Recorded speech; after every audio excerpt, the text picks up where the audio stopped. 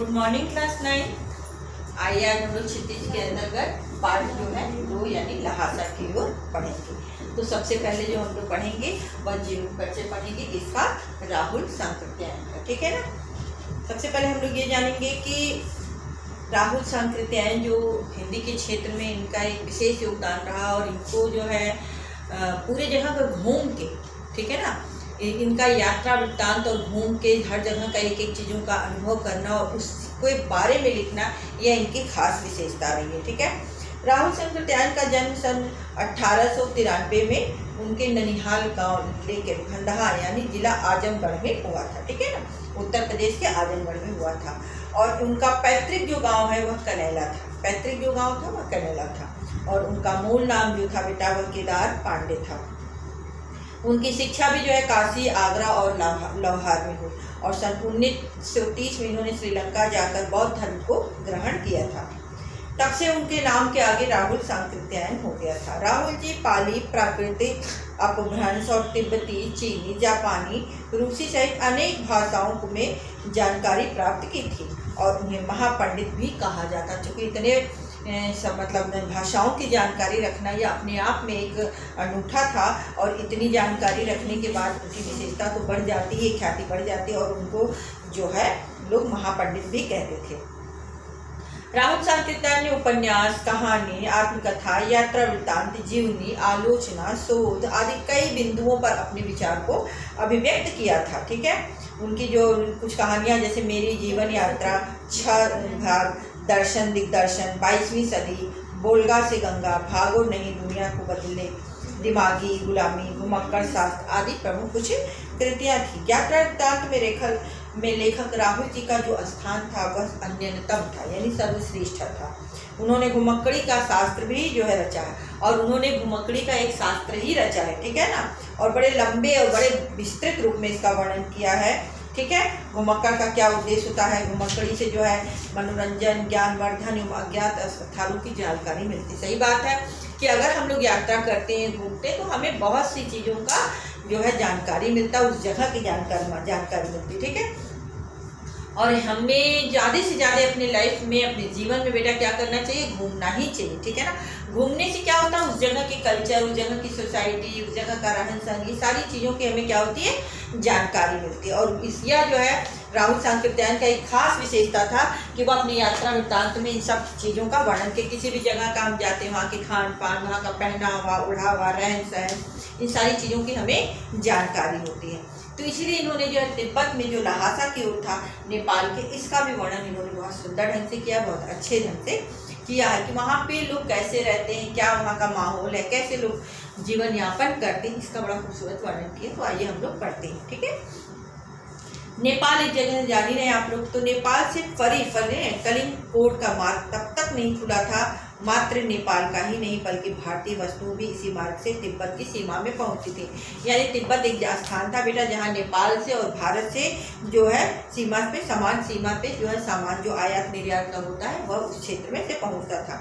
इसी मार्ग पर अनेक फौजी चौकियां भी थी, ठीक है। और उसी मार्ग से जिस सीमा पे जो है तिब्बत की आने जाने का सामान का जो है ट्रकों से जो सामान आता जाता था, उसी सीमा पर जो क्या थी, पुलिस की जो है 3-4 फौजी चौकियां भी थी।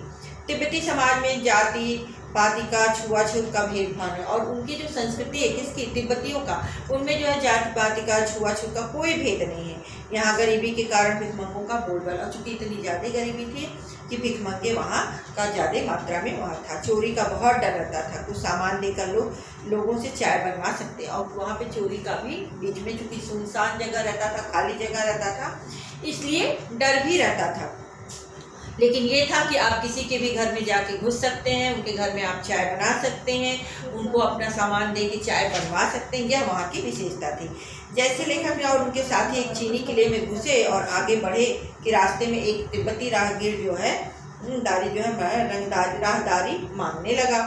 उसी दिन लेखक वहाँ के थोरला गाँव में, ठीक है, पहुँचे और लेखक और उनका साथी भी स्वयं भिखमंगे के वेश में ही वहाँ गए थे। और ये दोनों लोग क्या किए थे, स्वयं जो है भिखमंगे के वेश में तिब्बत की ओर गए थे।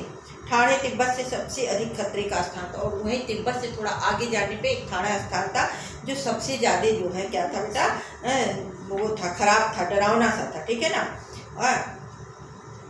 लेकिन वहीं पर ये लोग ठहरे। पहाड़ी कटाव की वजह से दूर तक आदमी नजर नहीं आते, हर जगह सुनसान जगह था, ठीक है। एरिया सारी शांत रहती थी। यहाँ पर डाकू आदमी को मारने के बाद ही लूटते थे। पहले डाकू क्या करते थे, सामान नहीं लूटते थे, पहले वहाँ आदमी को मार डालते थे, उसके बाद वो उनसे सामान छीन लेते थे, ठीक है। लेखक तथा उनका साथी भिखारी के वेश में गए थे, और इसलिए डाकुओं से कोई खतरा नहीं था, और इसलिए जो भिखारी के ड्रेस में गए थे, इसलिए लोगों को जो है ये खतरा नहीं था कि उन्हें लूट लिया जाएगा या उन्हें मार दिया जाएगा। उनके साथ ही सुमित 2 घोड़ों की मदद से दोपहर तक ठाणे के ऊपर जा पहुंचे। बर्फ से ढके हिमालय से सबसे ऊंचे स्थान पर ठाणे के देवता का स्थान था, ठीक है, जो पत्थरों, जानवरों के सींगों और रंगीन वस्त्रों से सजा रहता था, ठीक है। यहाँ से आगे उतराई थी, इसीलिए लोग अपने साथी से बहुत पीछे, और इसीलिए लेखक जो है, और चूंकि पहाड़ से नीचे वापसी करना था, इसलिए लेखक जो अपने साथी से काफ़ी पीछे हो गए थे, यानी उनका साथ छूट गया था, किसका, लेखक का और उनके साथी का। दोनों लोग जो है तिब्बत में एक साथ नेपाल में गए हुए थे, ठीक है। बल्कि लेखक पे वह जो है क्रोधित पे हो रहे थे, उनके जो साथी थे, ठीक है। और वह चूंकि वहाँ पे हमेशा आते जाते थे, जो उनके साथी थे, वो वहाँ पे उनके लिए जो है एक धागा होता था जो उनके हाथों में उनको बांध दिया करते थे, ऐसा लोगों का विश्वास होता था, ठीक है।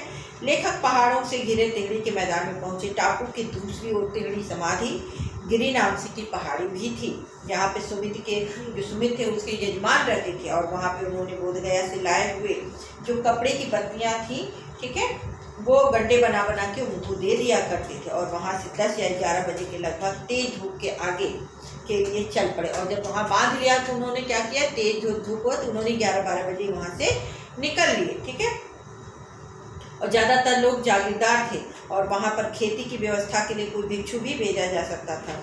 वहाँ भिक्षु यहाँ राजा के समान पूजा भी जाता था, और भिक्षु को वहाँ पे बड़ी सम्मान दिया जाता था, बड़ा वहाँ पे पूजा पाठ होता था उनका।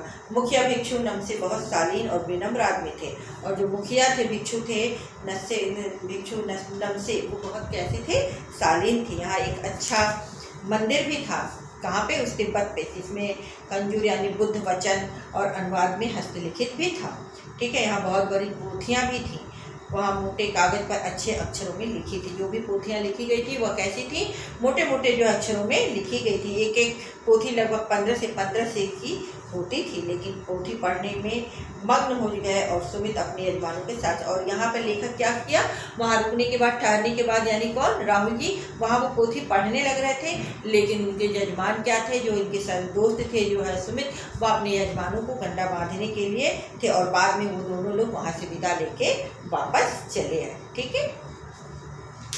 Thank you.